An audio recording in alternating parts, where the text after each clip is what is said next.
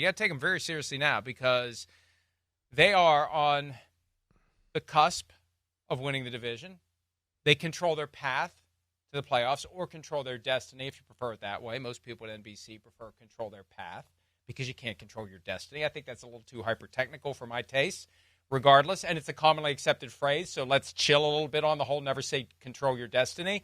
But nevertheless, they control their fate to the extent anyone can. They win out, and they're in. And they're healthy now. That's why I was ready to throw them to the side of the curb in September. They weren't healthy. They were self-aware. We're going to move on from Cooper Kupp now because you know what? We're going to move on from him after the season anyway. Now maybe they won't. Now they got something going. It's been fun to watch. I mean, Matthew Stafford, one of the more underrated quarterbacks of this era, who still won a Super Bowl. It's different if it's like Dan Fouts or Dan Marino, Fran Tarkin didn't win a Super Bowl. He still won a Super Bowl. I can't believe this guy doesn't get more appreciation. Part of it is he doesn't look for it.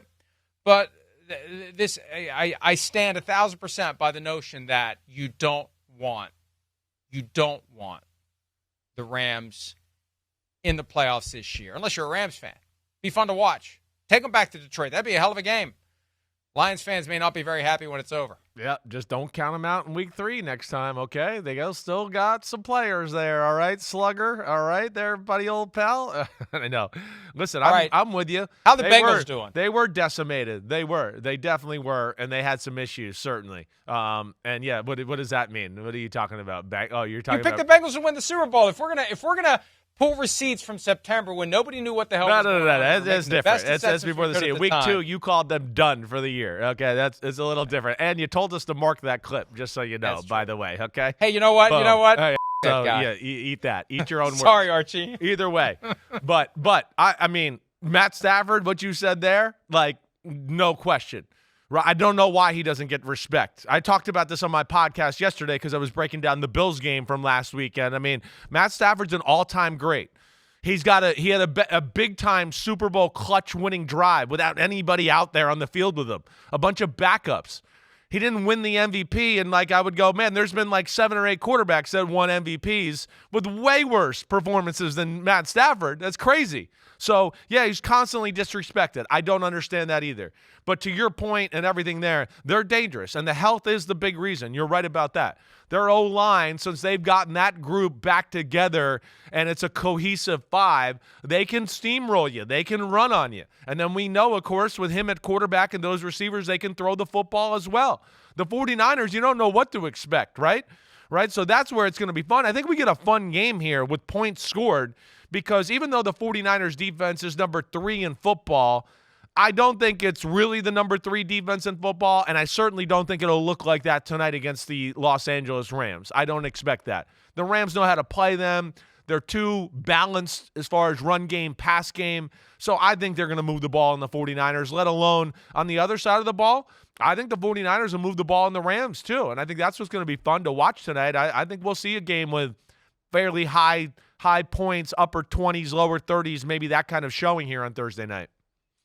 You know, I really did shoot my shot on the 22nd because they had beaten the 49ers that day. I think that was the whole idea. Let's not get caught up in the Rams just because they managed to beat the 49ers. Right. That was a game the 49ers blew. That was the first real warning shot for the 49ers. Yeah. That they've had 3 of those games now in their division against the Rams, against the Seahawks, against the Cardinals, where they had it won, and they just blew it. Kyle Shanahan talked about that earlier in the week, I believe, where, their record really should be far different than what it is because they had 3 games that they gave away. Yeah. You give away 3 games, that changes everything. You give away 1 game, that could be enough to keep you out of the playoffs. You give away 3, you got to be superhuman to get into the playoffs. But the 49ers are still alive, and the Rams are very much alive. I always feel like this is a playoff game. I'm not going to say the loser is done, because I'm still smarting from my own words from September 22. but the loser is going to have a hell of a time with 3 weeks left, especially if it's the 49ers. Definitely. I mean, this to me feels like if the 49ers lose, kind of a semi-elimination game. That's kind of how I would look at it.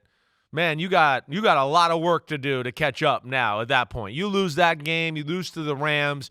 You now don't have a tiebreaker with the Rams. You split it with the Seattle Seahawks. You've already lost the game to the Arizona Cardinals, right? You're sitting there right now. We're looking at the number 7 seed in Washington. It's 8-5. If the Niners lose tonight, they go to 6-8. That's 3 back in the loss column. I think that is going to be too much to overcome, unless the rest of the NFC West just falls apart here down the stretch.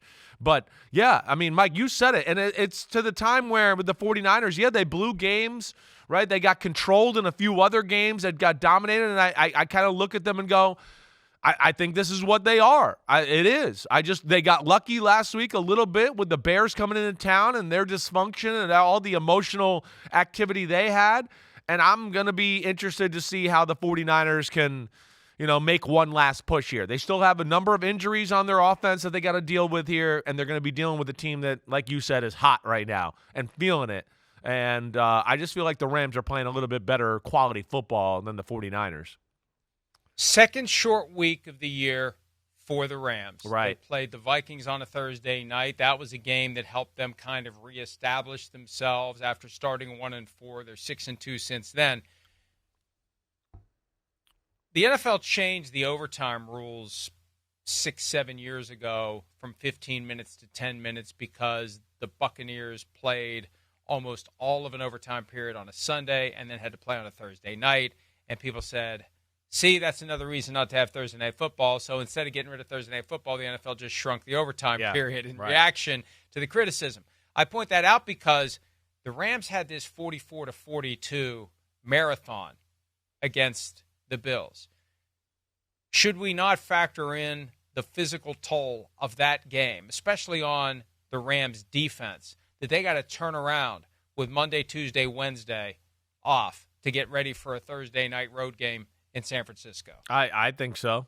I do. It's one of the reasons I'd sit there and tell you that I think it's gonna be an offensive shootout a little bit, right? 27-24, 28-24, 31-28.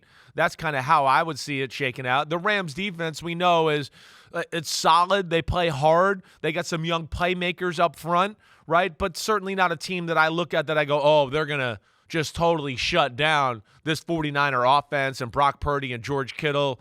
And I don't care who's at running back. They still find ways to run the ball successful.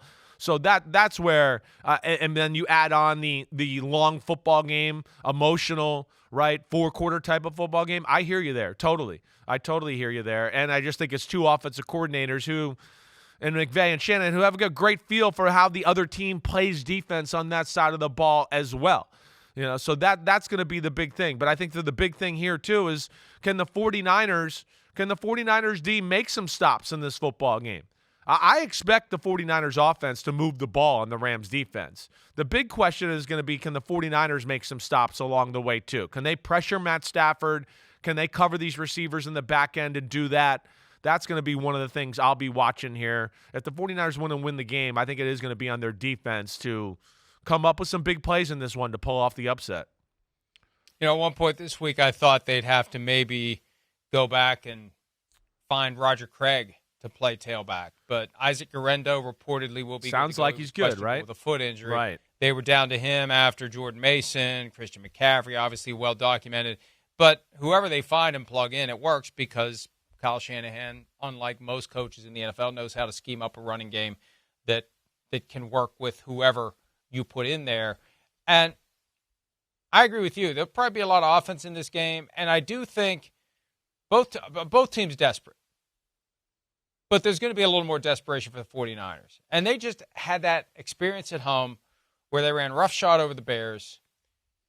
This is going to be tough for the Rams. And when they played the last time, the 49ers were the better team, but they blew it. Yeah, they did. They have this opportunity to rectify what they did the last time around in blowing the Week 3 game to the Rams. This is a tough spot. As much praise as I currently have for the Rams, this is a tough spot for them tonight. I hear that. I certainly wouldn't make it a best bet or anything like that if I was betting money on this one.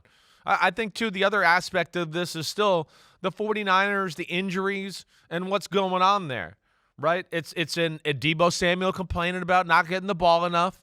right? So he wants the ball more. But the other thing is this, too, is like when we've talked about this before, going back to the Super Bowl. And this will be a game tonight where, right, like Deebo Samuel doesn't separate from man-to-man coverage a whole lot. The Rams don't play man-to-man. But with the 49ers and no Ayuk and Pearsall and Deebo Samuel, not necessarily guys you worry about beating you deep, teams get encouraged to play man-to-man against the 49ers. They're not afraid to do that. So that's an aspect to look at. I worry about the 49ers injuries too, especially on the defensive side of the ball. I just don't know if there's enough quality there to get pressure on Stafford throughout the football game with the way the O-line's playing and the way they're running the ball. I'm extremely impressed by the balance of the Los Angeles Rams offense. You know, not only the success they have running the ball, Sean McVay has incredible patience with just running the ball to keep the attempts up so it keeps his big play action passes alive, and that's where it's going to be fun to see. But I do think we'll see some offensive big plays, fireworks, whatever else, and, of course, some emotional activity because these two teams they know each other, they've had battles, and the coaches are personal friends, enemies, whatever you want to say there, right? All of it together, it'll be highly competitive. Hi, it's Mike Florio. Thanks for watching PFT on YouTube. Hit subscribe for the latest news and analysis from Pro Football Talk.